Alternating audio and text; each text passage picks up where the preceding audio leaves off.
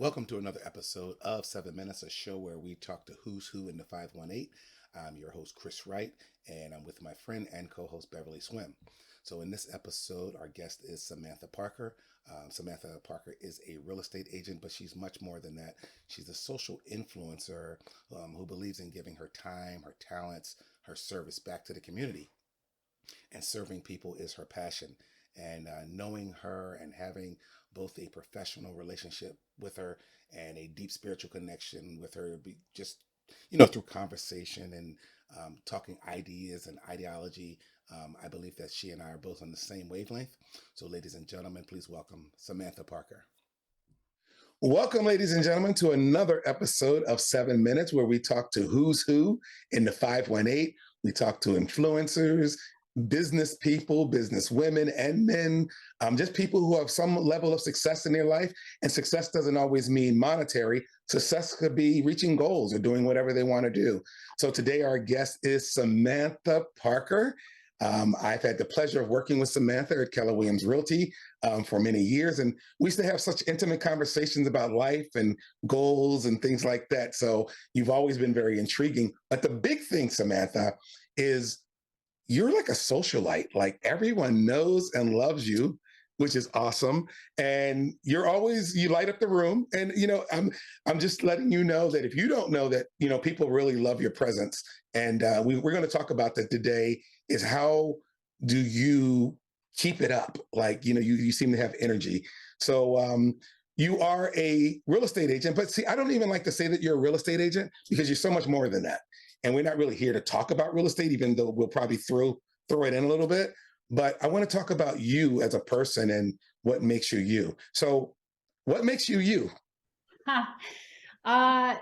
It's really interesting that you asked that. And I love your question in regards to how do you keep it up and the energy, because honestly, I have my bad days too. I just don't complain about them, and I'm not going to put it out there. And I'd rather, if I'm having a low day, nothing makes me feel better or more uplifted than helping other people. So I thrive on the energy of being around other people. COVID was really hard for me. I could see Mm-hmm. people walking outside. I could walk outside and see people outside, but I thrive on heartbeats and being around other people. So if I'm low, I will crawl under a rock and then wait and then surface back up. And I try not to stay there too long. Awesome. Awesome. So, so again, I did want to thank you for coming on. So, what is your mantra? What's your motto for My yourself? motto? Oh, Yeah. wow. Uh, there are so many. I think that always be learning. I Mm-hmm. was recently humbled, and sometimes I can be a little self-righteous and think my way is the right way. And Right. when someone is in need of help, I want to help them, and yet what I might give them might not be received well. So I've had to learn that over and over again, because being a giver, I want to truly help people, and it comes with good intention, yet sometimes I might jump the gun. And so I think that humility and being humble and slow to speak has been sort of kind of my latest mantra, Mm-hmm. um, but also being thoughtful and purposeful on how I leave people feeling, for sure. That's great. In the 7 habits of highly effective people, one of them is seek first to understand and then to be understood. And that's what you said. That's what reminds me. Yeah, thank Awesome. you. So, tell me, what do you consider yourself successful? I do. I do. I mean, there's moments where I have doubt, for sure. Just like anybody else, I have insecurities, and I don't think that success is typically just a financial amount. I think success is the level of happiness and joy that you can find in every moment, in every Mm-hmm. part of your life. And I discovered recently that it's quite possible to experience joy and pain at the same time. And yet there is a success knowing that once you cross that bridge, once you climb that mountain, just the first step of the mountain to the next summit, you can climb those peaks slowly. And I measure success by not looking back or letting yourself fall, but always getting back up again.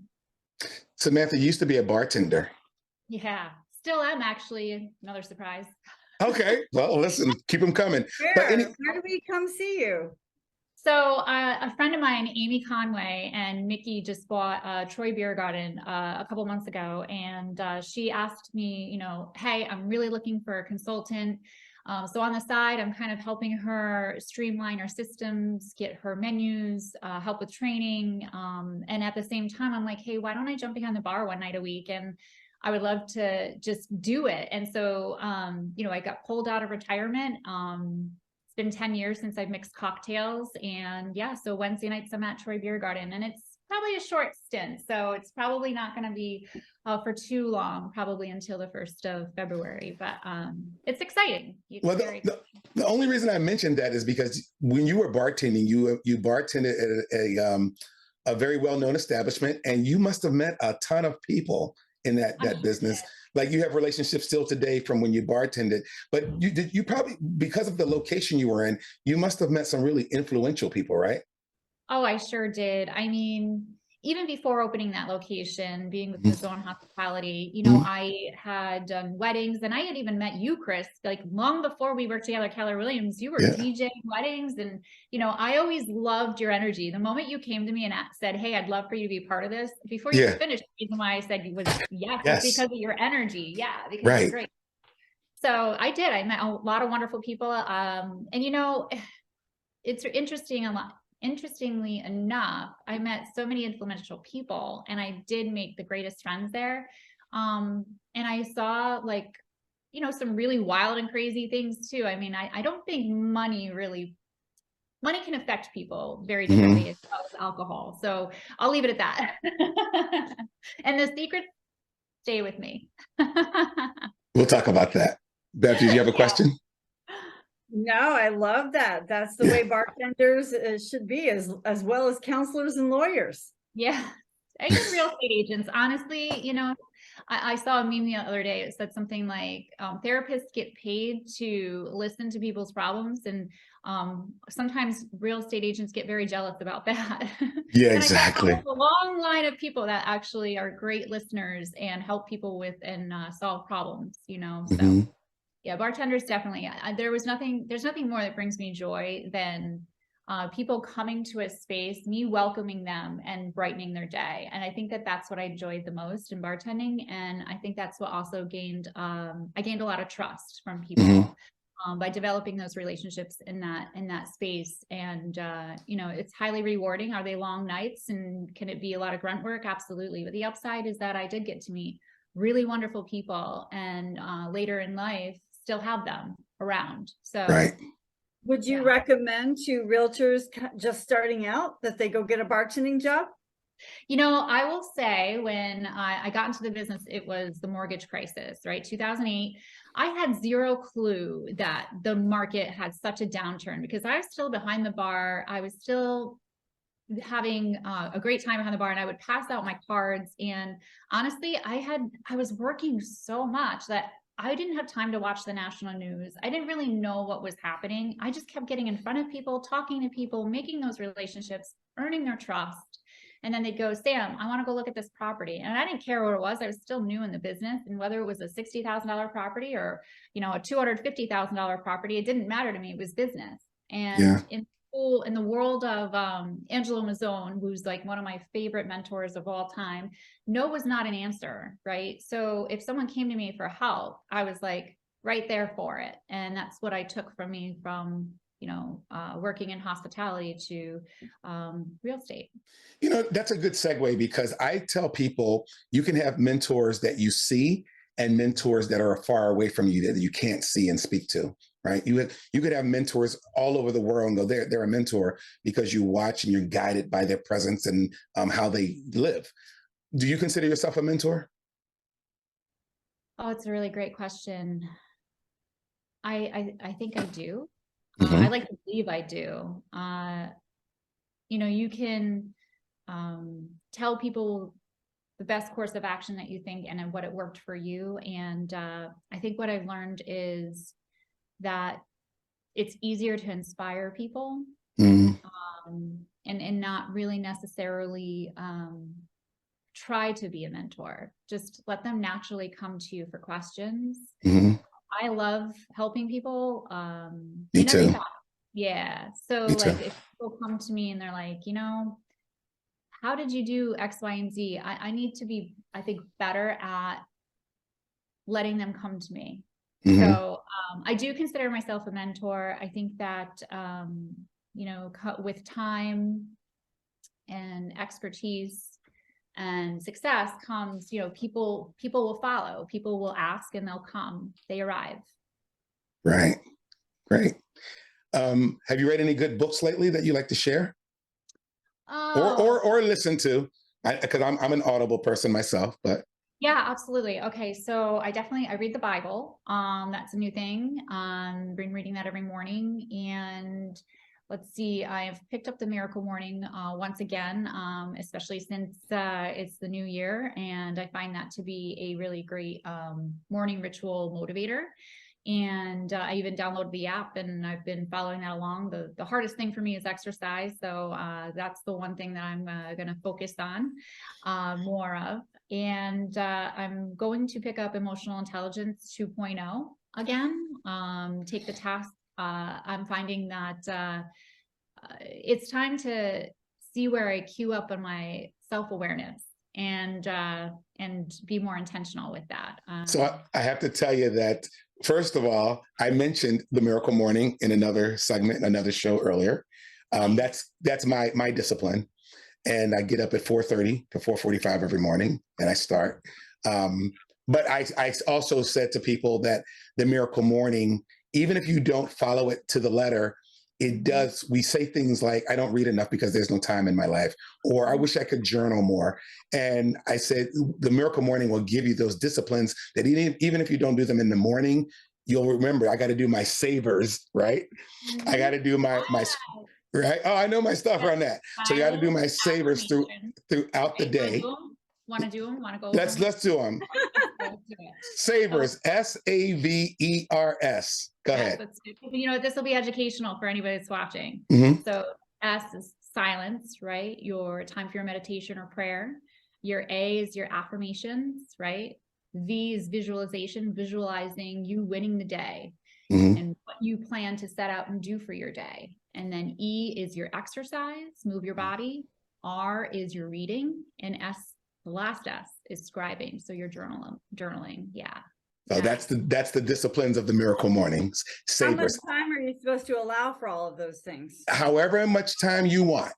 It's just those 6 disciplines. Now, the reason they call it Miracle Morning because they figure, let's say you have to start your day at 7, then he's saying get up at 5, and you could do all of those things for 5 minutes. You could do them for 10 minutes. You could do them for 15 minutes each. It just depends on how much time you have in your day. But I can guarantee you that if you scribe for 5 minutes a day or journal for 5 minutes a day, it's probably more than you ever would have done without having that discipline. And that's what I said about people who say, I need to read every day. How do I read a page every day? Read a page out of a book. Yeah. Well, Samantha, you're very busy throughout your day. So if you're going to write for 5 minutes, how do you determine during your day what it is you're talking, what you want to write about?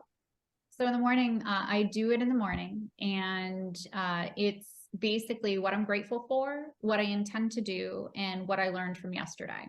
And I just stick to those 3 things every morning. Sometimes at night, I haven't been as disciplined, but I like doing a reevaluation at night before I fall asleep. Sometimes it's great to also put all the chaos that's in my mind down on paper before I fall asleep so that I can rest peacefully. They call that a brain dump, I think. And yeah, and but that's basically what I like to stick to. Sometimes my journaling can take a little longer than that 5 minutes, and I'll allow it, especially if I feel like there's a lot of chaos going on in my life. I find that I will definitely write more when I have a lot of things going on. So The one thing I can say about Savers, Bev, is the silence part. Okay, so first of all, of those 6 disciplines, everyone has a challenge with one of them. She mentioned exercise was a challenge for her. For me, it's the silence because my mind races. So meditation is really, really hard for me. So instead of trying to meditate for 5 minutes, I might do it in a 90-second clip. Like if I could just be still, close my eyes and meditate for 90 seconds and then build on that, it will definitely help. And I know people who meditate for 30 minutes, an hour. Like I don't even know how they can do that. But how long do you meditate, Samantha? So I actually found some really great meditation. They're called Meditation Mountain, and you Mm. can find them on Spotify or Pandora. And they're anything from 5 to 10 minutes. They're on average about 10 minutes. So I actually will do them, and they have a great sleep one at night too if you're finding that your mind is racing. So I'll send it that's to you, good to Chris. know. Yeah. You I know, actually, I have, so the meditation part is would not be my problem because I have a prayer list. So I'm just like you, Chris. My mind is going in 10 different directions, but if I have a list of the things that I want to pray about, then I can be silent right there in that. maybe that will help me. Samantha, I want to help you with the exercise part. You know, stretching is exercising. Oh yes, it is. I love So stretching. there you go. So then that's how you get your exercise in. All right, I'll remember that for tomorrow. So what motivates you? What's your motivation day to day? How do you get up and get through the day? You know, what's your thing? What gives you goosebumps? Serving people. Serving people. Yeah. And that's real. That's real. That's just by nature, just from the heart, my whole life, it feels like. Just waking up and again, it's just feeling heartbeats around me, you know, body language. Like this is great and I can see you and you're smiling and both of Yeah, I you love it. interaction, right? But like imagine doing this like in person. Mm-hmm. Like that's where my jam is. And so I just really want to be around people. Did you read The Go-Giver? It's on my list. It's actually next up. So I just want you to know, I actually have read pieces of it and listened to it, but I actually want to dive into it. And what a transformational book that I believe a lot of people could really benefit from. Any entrepreneur, I think, that ought to be on their list. And I'm saying that without having finished it.